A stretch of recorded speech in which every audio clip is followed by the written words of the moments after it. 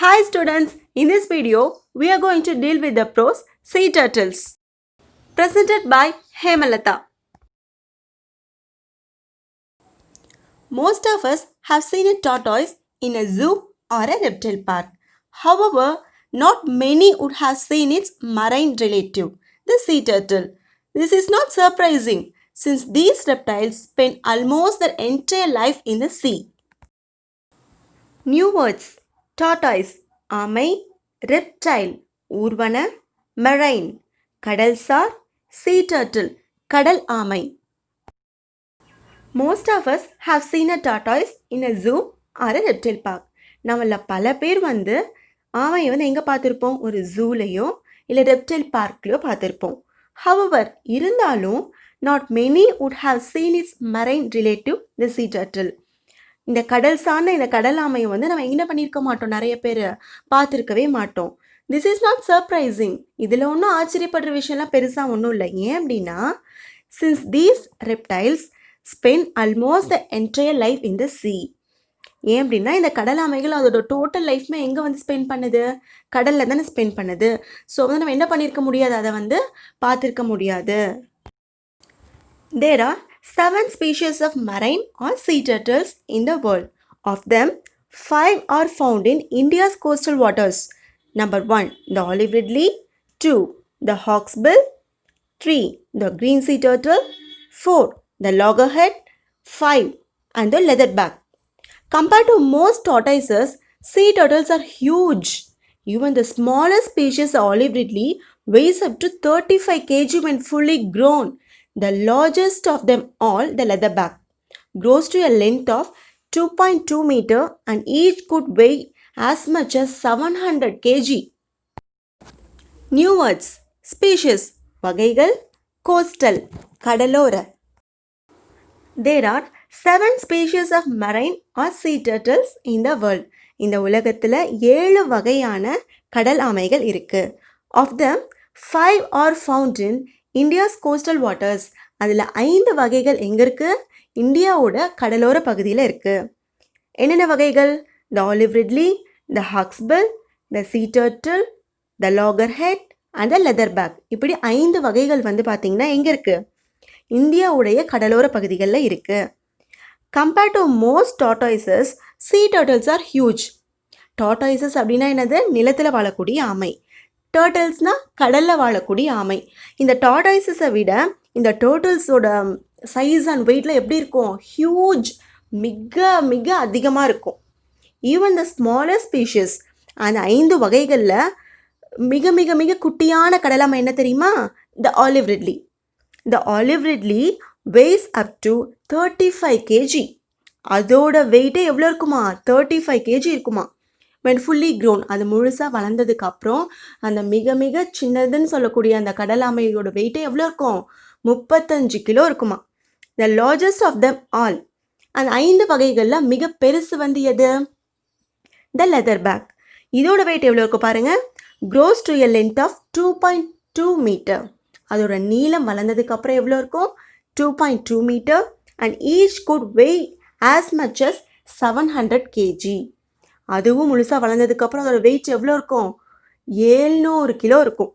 So மிக மிக சின்ன கடலாமை ஆலிவ் ரிட்லியோட வெயிட் எவ்வளோ, 35 kg. மிக மிக பெரிய கடலாமை லெதர் பேக்கோட வெயிட் எவ்வளோ, 700 kg. Sea turtles live their life entirely in the oceans, but they still have a connection with land. They must come ashore to lay eggs. Today, 4 of the sea turtle species mentioned above have become extremely rare in India.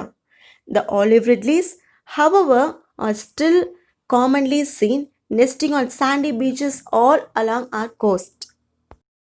New words, entirely, முற்றிலும், extremely, தீவிரமான. Sea turtles live their life entirely in the oceans. இந்த கடல் ஆமைகள் அதோட லைஃப்பை முழுவதுமாக எங்கே spend பண்ணுது, எங்கே வாழுது, கடலில் தான் வாழுது. But they still have a connection with land. இருந்தாலும் அந்த sea turtlesக்கு land நிலத்தோட ஒரு தொடர்பு இருக்கு. They must come ashore to lay eggs. என்னதான் அது வந்து கடல்ல வாழ்ந்தாலும் அது வந்து கடற்கரைக்கு வந்துதான் ஆகணும். எதுக்காக? To lay eggs. முட்டையிடுவதற்காக அது கடற்கரைக்கு வந்துதான் ஆகணும். Today, 4 of the sea turtle species mentioned above have become extremely rare in India. நம்ம மேலே 5 ஸ்பீஷஸ் பார்த்தோம் இல்லையா, இந்தியா கோஸ்டல் லைனில் இருக்குதுன்னு சொல்லிட்டு, அதில் 4 ஸ்பீஷஸ் வந்து ரொம்ப ரேர் ஆயிடுச்சு இப்போது. எப்படி சொல்லலாம் அப்படின்னா, ரொம்ப குறைஞ்சிக்கிட்டே வருது, கடல் ஆமைகளோட இனம் வந்து அழிஞ்சிக்கிட்டே வருது, அதை தான் வந்து சொல்ல வராங்க இன்டெரக்டாக. நிறைய பூச்சிகளோட இனம், விலங்குகளோட இனம், பறவைகளோட இனம், கடலாமைகளோட இனம், இது எல்லாமே வந்து பார்த்திங்கன்னா நிறைய குறைஞ்சிக்கிட்டே வருது பல காரணங்களால். ஸோ நம்ம என்ன பண்ணணும், இந்த மாதிரி விஷயங்களை ப்ரிசர்வ் பண்ணணும், பாதுகாக்கணும். அதுதான் ஆக்சுவலி இந்த லெசனில் ஏன் வந்து சொல்கிறாங்க இதெல்லாம் குறைஞ்சிக்கிட்டே வருது அப்படின்னா, நம்ம வந்து ஏதாவது ஒரு ஸ்டெப் எடுக்கணும் இதெல்லாம் ப்ரிசர்வ் பண்ணுறதுக்காக அப்படின்னு சொல்லிட்டு தான். ஸோ ரொம்ப ரேராக போச்சு, ரொம்ப அரிதாக இருக்குது அதெல்லாம் பார்க்குறதுக்கு அப்படின்னு சொல்கிறாங்க. But the olive ridleys, however, are still commonly seen nesting on sandy beaches all along our coast. இருந்தாலும் ரொம்ப காமனாக பொதுவாக அதிகமாக நம்ம பார்க்கக்கூடிய ஒரே ஒரு கடல் ஆமை வந்து என்ன அப்படின்னா இந்த ஆலிவ் ரெட்லீஸ். அந்த இனத்தை தான் நம்ம அடிக்கடி பார்க்குறோம். எங்கே நம்ம பார்க்குறோம்? சாண்டி பீச்சஸ், நல்லா மணல் பாங்கான ஒரு கடற்கரையில் அது வந்து வருது முட்டையிடுவதற்காக. ஸோ அப்போ நம்ம வந்து அதை பார்க்குறோம். நெக்ஸ்ட் பாருங்கள், put tick mark for the correct and இன்ட் mark for the incorrect statements. அந்த சென்டென்ஸை ரீட் பண்ணி பார்க்குறீங்க, நம்ம லெசனில் என்னென்ன பாயிண்ட்ஸ்லாம் வந்து சொன்னோம் அப்படிங்கிறத ரீகலெக்ட் பண்ணிவிட்டு ட்ரூ ஆர் ஃபால்ஸா அப்படிங்கிறத யோசிங்க. சரியா? Turtles are different from tortoises.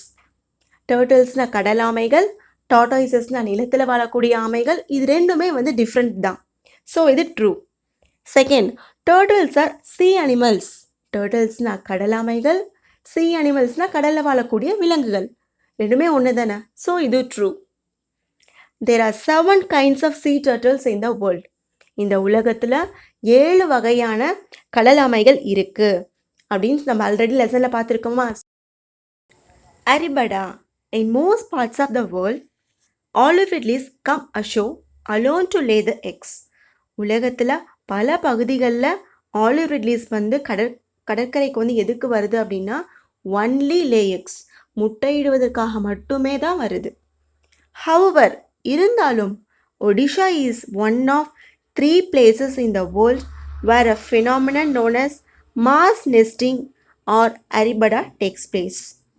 Mass nesting அப்படின்னா என்ன அப்படின்னா, மாஸ்னால் நிறைய, ஆயிரக்கணக்கான கடல் ஆமைகள் ஒரே டைமில் கடற்கரை நோக்கி வந்தால் எப்படி இருக்கும்? பார்க்கவே ரொம்ப அற்புதமாக இருக்கும் இல்லையா? அந்த மாதிரி வரும். எதுக்கு அப்படின்னா டு லே எக்ஸ், முட்டையிடுவதற்காக மட்டுமே வரும். இந்த ஒரு ப்ராசஸ், இந்த ஒரு ஃபெனாமினனை நம்ம என்ன சொல்கிறோம்? மாஸ் நெஸ்டிங் அல்லது அரிபடா அப்படின்னு சொல்கிறோம். On certain nights during the nesting season, இந்த முட்டையிடும் காலத்தில் வந்து நிறைய இரவு டைமில் தான் வந்து என்ன வரும்? கடல் ஆமைகள் வந்து வரும் கடற்கரைக்கு. thousands ஆஃப் ஃபீமேல் டர்ட்டில்ஸ், 1 2 3 கிடையாது, ஆயிரக்கணக்கான ஃபீமேல்னா பெண் கடல் ஆமைகள் வந்து வருது. எங்கே? கம் அஷோர் சைமல்டேனியஸ்லி, ஒரே நேரத்தில் to lay the eggs on particular beaches. ஒரே பீச்சில் ஒரே டைமில் 1000 ஃபீமேல் டர்ட்டில்ஸ் வந்தால் எப்படி இருக்கும்? ரொம்ப அற்புதமாக இருக்கும் இல்லையா? அந்த ஃபெனாமினனுக்கு பேர் தான் மாஸ் நெஸ்டிங் அல்லது அரிபடா. Between the months of January and March, female olive ridleys come ashore at night to lay the eggs. This is quite a problem for them, as the turtle's front flippers enable it to swim gracefully and effortlessly, but are not useful for moving on land. The turtle has to haul itself laboriously onto the beach. Then it chooses a spot well away from the high tide line. Here, it scoops out a nest cavity 45 cm deep, into which it lays about 100 eggs. Each egg is in the shape and size of a table tennis ball. Once all the eggs are laid, the turtle fills in the cavity. Then it camouflages and nests by tossing sand on it using its flippers. That done, it returns to the sea. The eggs are left to incubate under the warmth of the sun. See the new words? Flippers, broad, flat limbs used for swimming. நீந்துவதற்காக பயன்படக்கூடிய மிக அகலமான ரொம்ப ஃப்ளாட்டான ஒரு உறுப்பு ஆமையோடது, அதுதான் flippers. Predators animals that kill other animals for food. ஒரு விலங்கு இன்னொரு விலங்கை தன்னுடைய உணவிற்காக கொல்லும், அதுக்கு பேர் தான் நம்ம ப்ரீடேட்டர்ஸ் அப்படின்னு சொல்லுவோம். எக்ஸாம்பிள் சிங்கம், lion. Haul pull with force, ரொம்ப ஃபோர்ஸாக வந்து முன்னாடி வர்றது, இழுத்துட்டு வர்றது. ஸ்லாஷ் கட், வெட்டுதல். லெபாரியஸ்லி வித் கிரேட் எஃபர்ட், கடின உழைப்பு. Snout pointed nose of an animal, ஒரு விலங்கினுடைய கூர்மையான மூக்கு இருக்கு இல்லையா, அந்த பகுதி தான் நம்ம ஸ்னவுட் அப்படின்னு சொல்கிறோம். Cavity a hollow space, empty space, ஒரு வெற்றிடம். எமர்ஜ் கம் அவுட், வெளிப்பட. Camouflage hide or disguise something, உருமாற்றம். Incubate hatch eggs using warmth, ஹீட்டை யூஸ் பண்ணி முட்டையை வந்து அடைக்காப்பாங்க இல்லையா, அடைக்காத்தல் அப்படி வச்சுக்கலாம், அதுதான் incubate. Between the months of January and March female olive ridleys come ashore at night to lay the eggs. January and March இந்த 2 மாதங்களுக்கு இடையில தான் ஃபீமேல் ஆலிவ் ரிட்லீஸ் கடற்கரைக்கு வரும், நைட் டைமில் முட்டையிடுவதற்காக வரும். This is quite a problem for them. இது வந்து அதுக்கு ரொம்ப கஷ்டமான ஒரு பிரச்சனைக்குரிய ஒரு விஷயமா இருக்குது. ஏன் அப்படின்னா, as a turtles front flippers enable it to swim gracefully and effortlessly but are not useful for moving on land. அந்த கடல் ஆமையோட ஃப்ரண்ட்டில் இருக்கக்கூடிய அந்த ஃப்ளிப்பர்ஸ் பார்த்தோம் இல்லையா, அது வந்து எதுக்கு வந்து யூஸ் ஆகுது மெயினாக அப்படின்னா, தண்ணியில் நீந்துறதுக்காகவும் ரொம்ப ஈஸியாக ஒரு பிளேஸ்லேருந்து இன்னொரு பிளேஸ்க்கு மூவ் ஆகிறதுக்கும் தான் அதுக்கு யூஸ் ஆகும். அப்படி இருக்கக்கூடிய அந்த ஃப்ளிப்பர்ஸ் நிலத்தில் ஒரு இடத்துலேருந்து இன்னொரு இடத்துக்கு மூவ் ஆகிறதுக்கு கண்டிப்பாக அதுக்கு யூஸ் ஆகலை, அவ்வளோக்கு ஈஸியாக யூஸ் ஆகலை. The turtle has to haul itself laboriously onto the beach. அந்த கடற்கரை மணலில் நம்ம நடக்கிறதே ரொம்ப சிரமம். அப்படி இருக்கும் பொழுது இந்த கடல் ஆமைகள் அதோடைய ஃப்ளிப்பர்ஸ் யூஸ் பண்ணி மூவ் பண்ணுறது ரொம்பவே வந்து லெபாரியஸ்லி ரொம்ப கடின முயற்சி பண்ணி தான் ஒரு இடத்துலேருந்து இன்னொரு இடத்துக்கு அது மூவ் ஆகும். ஹால் அப்படின்னா அப்படியே முன்னாடி வந்து இழுக்கிறது, அது வந்து என்ன சொல்கிறது, நடக்கிறதே கஷ்டம் அப்படின்னு சொல்லலாம், அந்த அளவுக்கு இருக்கும். Then it chooses a spot well away from the high tide line. அப்புறம் என்ன பண்ணோம், ரொம்ப கஷ்டப்பட்டு கடின உழைப்பு முயற்சியெல்லாம் பண்ணி மொல்ல கடற்கரைக்கு வந்துடுச்சு, நடந்து வந்துடுச்சு. சரி, ஓகே. இப்போ என்ன பண்ணுதுன்னா, ஒரு பெட்டர் ஸ்பாட், நல்ல ஒரு இடத்தை அது தேர்ந்தெடுக்கும். அந்த இடம் எப்படி இருக்கணும் அப்படின்னா, நல்ல உயரமான அலைகள் வந்தாலும் எந்த பாதிப்பும் இல்லாத அளவுக்கு ரொம்ப தள்ளி இருக்கணும் அந்த இடம். அந்த மாதிரி மிக சிறந்த இடத்த அந்த கடல் ஆமைகள் செலக்ட் பண்ணும், சூஸ் பண்ணும். Here it scoops out a nest cavity 45 cm deep into which it lays about 100 eggs. அப்படி செலக்ட் பண்ண ஒரு பெஸ்ட் ஸ்பாட்டில் ஒரு கேவிட்டி, ஒரு குழியை வந்து அது பறிக்கும். எவ்வளோ சென்டிமீட்டர் டீப்க்கு? 45 சென்டிமீட்டர் ஆழம் உள்ள ஒரு குழியை அதை தோண்டும். அதில் வந்து கிட்டத்தட்ட எவ்வளோ எக்ஸ், எவ்வளோ முட்டைகள் அது இடும் அப்படின்னா 100 eggs. Each egg is in the shape and size of a table tennis ball. ஒவ்வொரு முட்டையுடைய சைஸுமே எப்படி இருக்குன்னா ஒரு டேபிள் டென்னிஸ் பாலுடைய சைஸ் மாதிரி இருக்கும் பார்க்க. Once all the eggs are laid, the turtle fills in the cavity. Then it camouflages a nest by tossing sand on it using its flippers. Okay, spot select பண்ணியாச்சு, குழி நோண்டியாச்சு, உள்ள 100 எக்ஸும் இது பண்ணியாச்சு. இப்போ அதோட வேலை என்ன, முடிஞ்சிருச்சு. இப்போ என்ன பண்ணும் தெரியுமா, ரொம்ப தந்திரமான ஒரு வேலை பண்ணும் இந்த டர்ட்டில், கடல் ஆமை. அந்த குழி கேவிட்டி இருக்கு இல்லையா, கேவிட்டி, அந்த கேவிட்டி அதை என்ன பண்ணுன்னா ஃபில் பண்ணிடும். எப்படி ஃபில் பண்ணும், அங்கே இருக்க சாண்டு, மணலை வந்து என்ன பண்ணுன்னா, அதோட ஃப்ளிப்பர்ஸ் இருக்குது பார்த்தீங்களா, மூவ் பண்ணி வரதில் அந்த ஃப்ளிப்பர்ஸ் யூஸ் பண்ணி, அந்த ஃப்ளிப்பர்ஸ் யூஸ் பண்ணி அந்த மணலெல்லாம் கஷ்டப்பட்டு என்ன பண்ணும், அந்த முட்டை மேலே அப்படியே அந்த வெற்றிடத்து மேலே ஃபுல்லாக அப்படியே நிரப்பி வச்சிடும். நிரப்பி வைக்கிறதுக்கு பேர் தான் அந்த கேமஃப்ளேஜஸ்னு சொல்கிறது. ஃபஸ்ட்டு வந்து குழி பறிச்சது, அதுக்கப்புறம் முட்டையிட்டு முடிச்சதுக்கப்புறம் அது மேலே என்ன பண்ணுது, அந்த முட்டைகளே தெரியாத மாதிரி அந்த மணல்லாம் யூஸ் பண்ணி க்ளோஸ் பண்ணிடுச்சு. அந்த மாதிரி ஹைட் பண்ணுது பார்த்தீங்களா, மறைச்சு வைக்குது பார்த்தீங்களா, அதுதான் camouflages. That done it returns to the sea. வேலை முடிஞ்சது, இப்போ அது கடலுக்கே போக போகுது, ரிட்டர்ன் ஆகுது. The eggs are left to incubate. அந்த முட்டைகள் எல்லாமே பார்த்தீங்கன்னா இன்குபேட் அடைக்காக்கப்படும். யாரால் அப்படின்னா under the warmth of the Sun.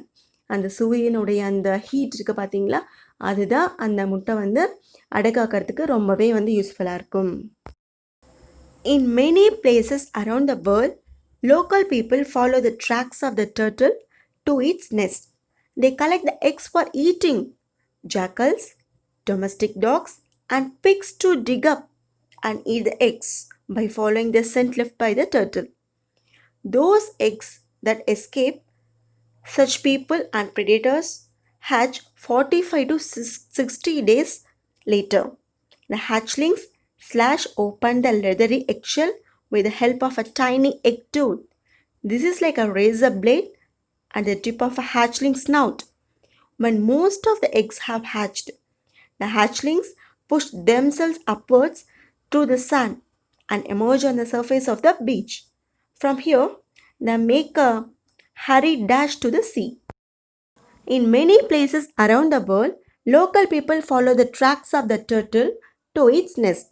உலகின் பல பகுதிகளில் மக்கள் இந்த கடல் ஆமையோட ட்ராக்ஸை ஃபாலோ பண்ணி அதோட நெஸ்ட் எங்கே இருக்குங்கிறத கண்டுபிடிக்கிறாங்க. தே collect the X for eating.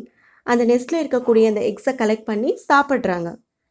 Jackals, domestic dogs, and pigs to dig up and eat the eggs by following the scent left by the turtle.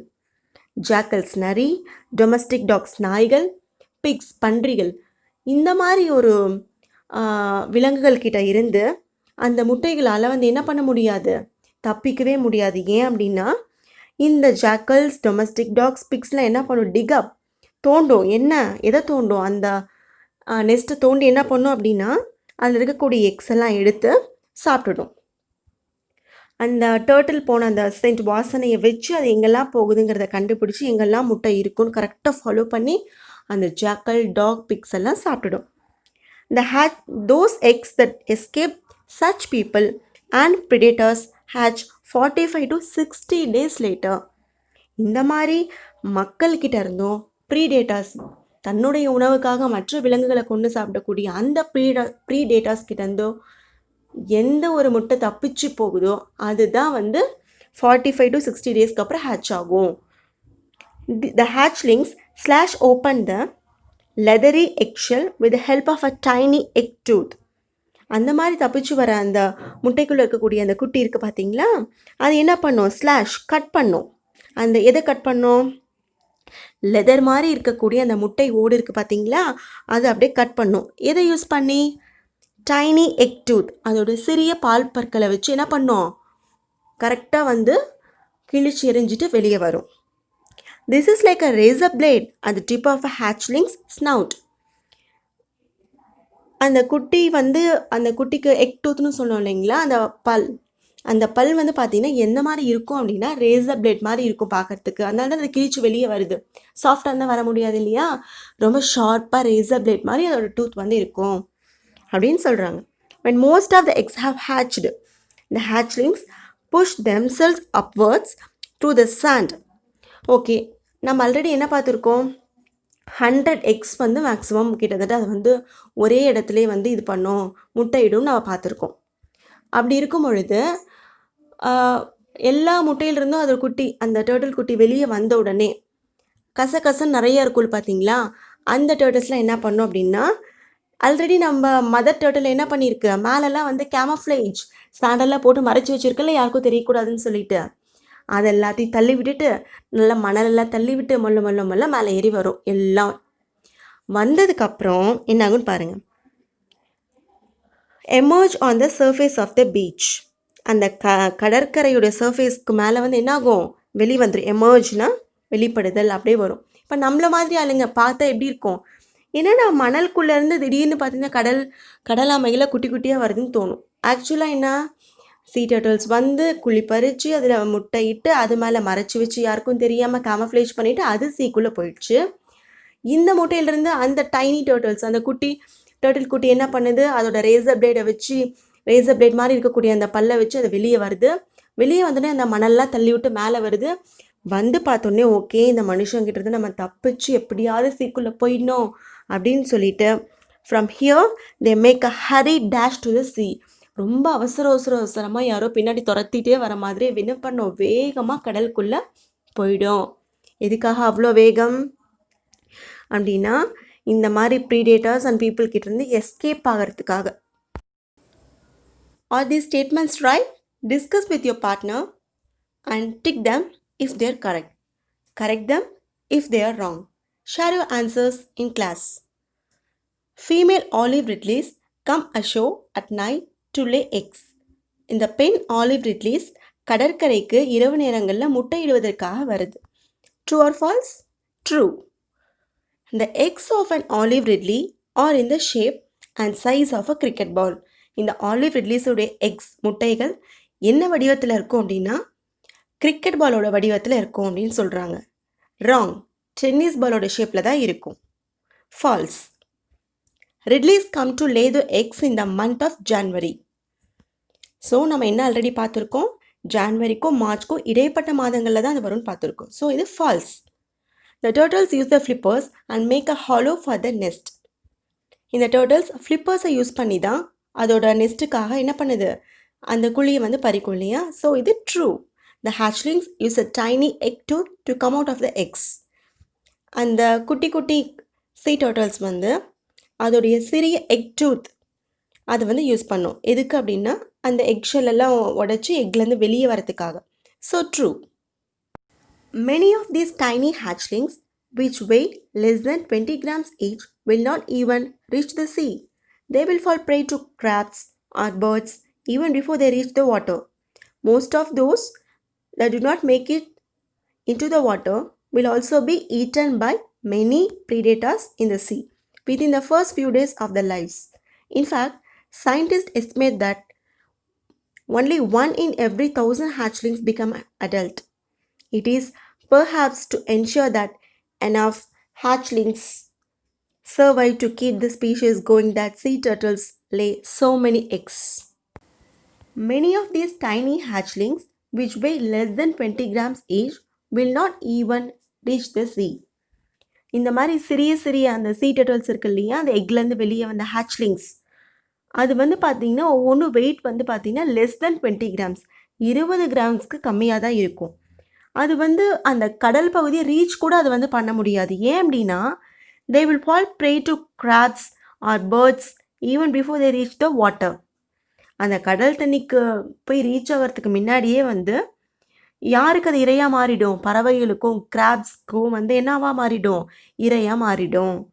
Most of those that do make it into the water will also be eaten by many predators in the sea within the first few days of their lives. அப்படியே இது எல்லாத்தையும் தாண்டி graphs கிட்ட இருந்தோ birds கிட்ட இருந்தோ தப்பிச்சு அந்த சீ வாட்டருக்குள்ளே போயிடுச்சுன்னு கூட வச்சுக்கோங்களேன். அப்போவும் என்ன பிரச்சனை இருக்குது, ப்ரீடேட்டர்ஸ், இந்த மீன்களை சாப்பிடக்கூடிய அந்த விலங்குகள் கிட்ட இருந்தும் இது வந்து தப்பிக்கவே முடியாது. ஸோ மொல்ல வந்து எக்ஸ்லேருந்து வெளியே வந்து சீ வாட்டருக்குள்ளே போகிறதுக்கு முன்னாடியே எல்லாம் வந்து பிடிச்சி சாப்பிட்ரும். அப்படியும் சீ வாட்டருக்குள்ளே போனாலும் அங்கே இருக்கக்கூடிய ப்ரீடேட்டர்ஸ் எல்லாம் இதெல்லாம் என்ன பண்ணிடும், சாப்பிட்டுடும். In fact scientists estimate that only 1 in every 1,000 hatchlings becomes an adult. சயின்டிஸ்டில் இருக்காங்க இல்லையா, ஆராய்ச்சியாளர்கள்லாம், அவங்க வந்து என்ன சொல்கிறாங்க அப்படின்னா 1000 முட்டைகள் இருக்குது அப்படின்னா அதில் ஒன்று மட்டும்தான் அது வெளியே ஹேச்லிங்ஸாக வந்து அதுக்கப்புறம் பெரிய அடல்ட்டாக வந்து வளருது. ஸோ 1000ல் 1 தான் பிழைக்குது, உயிர் பிழைக்குது அப்படின்னு சொல்கிறாங்க. It is perhaps to ensure that enough hatchlings survive to keep the species going that sea turtles lay so many eggs.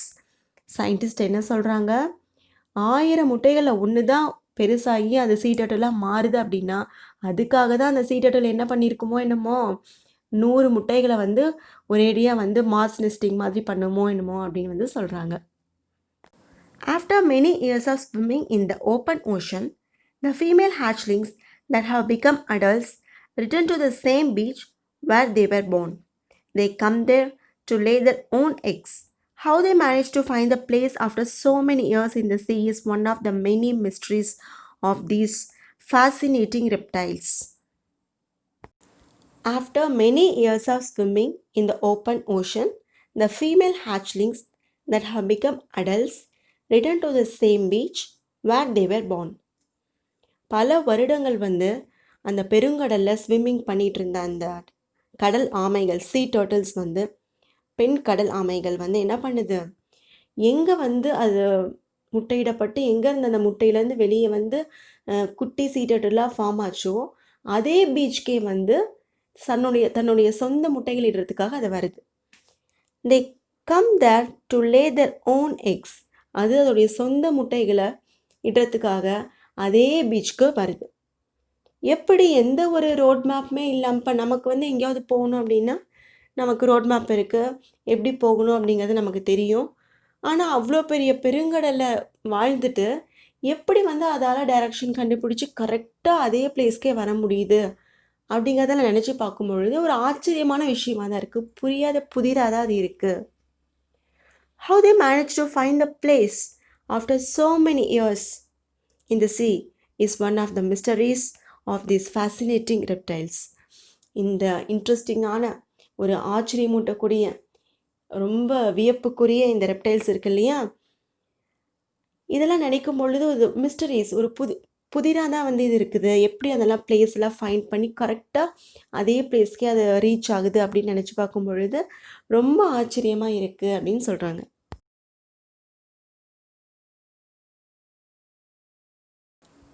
Sea turtles are among the many wonderful creatures we share this planet with. They have survived natural dangers for millions of years, but sadly, human activities during the last few decades have put them in grave danger. There are many factors that threaten their survival. People hunt them for the meat or collect the eggs. Sometimes they are accidentally trapped in the nest of motorboats. Problems like pollution, dumping of plastics into the ocean, and construction activities on nesting beaches also hurt their survival. Only by systematically tackling these problems and removing these threats can we ensure that sea turtles will continue to exist in the years to come. Shekhar Dattatri writes popular articles on wildlife, conservation, and filmmaking. He has been interested in nature from childhood. He is an award-winning wildlife and conservation filmmaker. For more information on him, visit www.shekhardattatri.com. இந்த ப்ரோஸோட author யார் அப்படின்னா ஷேகர் தத்தாத்ரி. இவர் wild life அதை எப்படி conserve பண்ணலாம் அப்படிங்கிறத பற்றி நிறைய பாப்புலரான ஃபேமஸான ஆர்டிகல்ஸ் எழுதியிருக்காரு. அதை பற்றின நிறைய ஃபில்ம்ஸ் மேக் பண்ணியிருக்காரு. ஏன் அப்படின்னா சைல்ட்ஹுட்லேருந்தே சிறு வயதுலேருந்தே அவருக்கு இயற்கை மேலேருந்து அளவுக்கு அதிகமான ஒரு பிரியம்தான் காரணம். ஸோ இவர் நிறைய ஃபில்ம்ஸ் மேக் பண்ணியிருக்காரு இல்லையா, இந்த வைல்ட் லைஃப் பற்றி கன்சர்வேஷன் பற்றிலாம். அதுக்காக இவர் அவார்டு வின் பண்ணியிருக்காரு. இவரை பற்றி நம்ம நிறைய இன்ஃபர்மேஷன் தெரிஞ்சுக்கணும் அப்படின்னா இங்கே கொடுத்துருக்கக்கூடிய வெப்சைட்டை நம்ம லாகின் பண்ணி பார்த்தா இவரை பற்றி இவர் எதுக்கெலாம் இன்ட்ரெஸ்ட் இருக்குது, எது மேலெலாம் இன்ட்ரெஸ்ட் இருக்குது, என்னென்ன அச்சீவ் பண்ணியிருக்காரு, என்னென்ன பாயிண்ட்ஸ் தராரு வைல்ட் லைஃப் கன்சர்வேஷனுக்கு அப்படிங்கிறத நம்ம தெரிஞ்சுக்கலாம். Fill in the table given below. Problems faced by the hatchlings. Pollution. அந்த hatchlings இருக்கு இல்லையா, அந்த குட்டி குட்டி சின்ன கடல் ஆமை இருக்கு இல்லையா, அதுக்கு என்னென்ன ப்ராப்ளம்ஸ் இருக்குது அப்படின்னா 3. Pollution, predators, human activities. First pollution, மாசுபாடு தான் அதுக்கு ஒரு முக்கியமான ப்ராப்ளம். அதோட எஃபெக்ட் விளைவு என்ன ஆகுது அப்படின்னா survival of sea turtles becomes difficult. அந்த சீ டர்ட்டில்ஸ் உயிர் வாழ்கிறதே அதுக்கு ரொம்ப கடினமாக ஆகிடுது. அதுக்கு என்ன சொல்யூஷன், தீர்வு கொடுக்கலாம்? Reduce the usage of plastics. நம்ம பிளாஸ்டிக் யூஸ் பண்ணுறதை கண்டிப்பாக குறைக்கணும். இதுதான் அதுக்குரிய தீர்வு. Next predators. அதை உணவுக்காக சாப்பிட்ற விலங்குகள் இருக்கு இல்லையா, அதை எப்படி எஃபெக்டாக இருக்குது, எப்படி விளைவு இருக்குது அப்படின்னா, they have been killed before reaching the sea. அது கடலுக்குள்ளே நுழையிறதுக்கு முன்னாடியே அதை வந்து ப்ரீடேட்டர்ஸ்லாம் என்ன பண்ணிடுறாங்க, மக்களாகட்டும், மக்களும் ப்ரீடேட்டர்ஸ் தான் இல்லையா. நம்மளோட உணவுக்காக அதோட முட்டைகளை சாப்பிட்றதும், அதை வந்து மீட்டுக்காக நம்ம சாப்பிட்றதும், நம்மளும் ப்ரீடேட்டர்ஸ் தான். ஸோ வந்து இதுதான் எஃபெக்ட். என்ன சொல்யூஷன் பண்ணலாம் அப்படின்னா, NCC groups can keep them safe. NCC groups இந்த மாதிரி இருக்காங்க இல்லையா, அந்த மாதிரி அமைப்பை சார்ந்தவர்கள் வந்து இந்த மாதிரி சீ டர்ட்டில்ஸை கன்சர்வ் பண்ணுறதுல, சேஃபாக வச்சுக்கிறதுல கொஞ்சம் ஸ்டெப் எடுக்கலாம். ஹியூமன் ஆக்டிவிட்டீஸ், நம்ம மூலிமா வரக்கூடிய ப்ராப்ளம்ஸ், அதோட விளைவு என்னாச்சு அப்படின்னா, we humans take off their eggs and eat them. அதோட முட்டைகள்லாம் எடுத்து நம்ம சாப்பிட்டுட்டு இருக்கோம். இதுதான் எஃபெக்ட், நம்ம மூலிமா வரக்கூடிய ப்ராப்ளம். சொல்யூஷன் என்ன பண்ணால், லாஸ் கேன் பி எக்ஸிக்யூட்டட். நிறைய லாஸ் இருக்குது இல்லையா, நிறைய சட்டங்கள் இருந்தும் தப்பு நடந்துட்டு தான் இருக்குது. இருந்தாலும் சட்டங்களை ப்ராக்டிக்கலாக இம்ப்ளிமெண்ட் பண்ணணும். எல்லாமே தியரட்டிக்கலாக இல்லாமல் ப்ராக்டிக்கலாக இம்ப்ளிமெண்ட் பண்ணணும். அதுதான். Next, read and understand. Choose the correct answers. You may choose more than one answer if needed. கொஷினை படித்து பார்த்துட்டு, லெசன்ஸில் என்ன படிச்சிருக்கோம் அப்படின்னு யோசித்து பார்த்துட்டு நீங்கள் ஆன்சர் டிக் பண்ணணும். The dash is a biological relative of tortoises. நிலத்தில் வாழக்கூடிய அந்த ஆமை இருக்கு இல்லையா, அதோட பயாலஜிக்கல் ரிலேட்டிவ். இதுதான் நம்ம லெசன் ஸ்டார்டிங்லேயே பார்த்தோம். Option A, sea turtle. இதுதான் டார்டாய்ஸ்க்குரிய biological relative. In India's coastal waters, we can see species of dash. இந்தியாவினுடைய கடலோர பகுதிகளில் நம்ம எதோட இனத்தை வந்து நம்ம அதிகமாக பார்க்க முடியும் அப்படின்னா sea turtles. Option B, sea turtles. Sea turtles come to the shore to dash. sea turtles, கடலாமைகள் கடற்கரைக்கு எதுக்காக வருது? ஆப்ஷன் பி, lay eggs, முட்டையிடுவதற்காக வருது. It is a problem for sea turtles to come ashore because, இந்த sea turtlesக்கு வந்து கடற்கரைக்கு வரத்துக்கு வந்து ரொம்ப ப்ராப்ளமாக இருக்குது. எதனால்? பிகாஸ், ஏனென்றால் option A, they find it difficult to walk on sand. அது கடலில் நீந்துறதுக்கு தான் அதுக்கு ரொம்ப கம்ஃபர்டபுளாக இருக்குமே தவிர சாண்டில் வாக் பண்ணுறதுக்கு அது ரொம்ப டிஃபிகல்ட்டாக தான் இருக்கும். A turtle's flippers help it to dash. ஒரு கடல் ஆமையோட இந்த ஃப்ளிப்பர்ஸ் வந்து எதுக்கு வந்து ஹெல்ப் பண்ணுது அப்படின்னா, ஸ்விம்மிங்க்கும் ஹெல்ப் பண்ணுது, நெஸ்ட்டை டிக் பண்ணுறதுக்கும் தான் ஹெல்ப் பண்ணுது. பட் இந்த லெசனில் நம்ம பார்த்துருக்கக்கூடிய கண்டென்ட்டில் மேஜராக நம்ம எதை பற்றி பார்த்தோம்? நெஸ்ட்டை டிக் பண்ணுறதை பற்றி தான் பார்த்தோம். முட்டையிடுவதற்காக அந்த கேவிட்டியை வந்து அதை வந்து என்ன பண்ணிச்சு, டிக் பண்ணிச்சு இல்லையா, அதை தான் நம்ம பார்த்தோம். So option B, dig a nest. A sea turtle camouflages its nest by tossing sand on it to dash. sea turtle வந்து camouflages ஹைட் பண்ணி வச்சது அதோட நெஸ்ட்டை எதுக்காக அப்படின்னா, டாசிங் சாண்ட் அந்த மணலில் போட்டு வச்சு கேமஃப்ளேஜ் பண்ணது இல்லையா, எதுக்காக அப்படின்னா ஆப்ஷன் பி, டிரெக்ட் ஆன்சர். இது ஆக்சுவலி நம்ம டெக்ஸ்ட் புக்கில் அதே லைன்லேயே இருக்கும். Incubate eggs in the warmth of the sun. அந்த சன்னோட அந்த கதகதப்பான அந்த சூட்டில் அந்த முட்டைகள் அடக்காகிறதுக்காகத்தான் அது வந்து என்ன பண்ணதுன்னா கேமஃப்ளேஜஸ் பண்ணது. ஆப்ஷன் பி தான் இதுக்கு ஆன்சர். தேங்க்ஸ் ஃபார் வாட்சிங் our வீடியோ.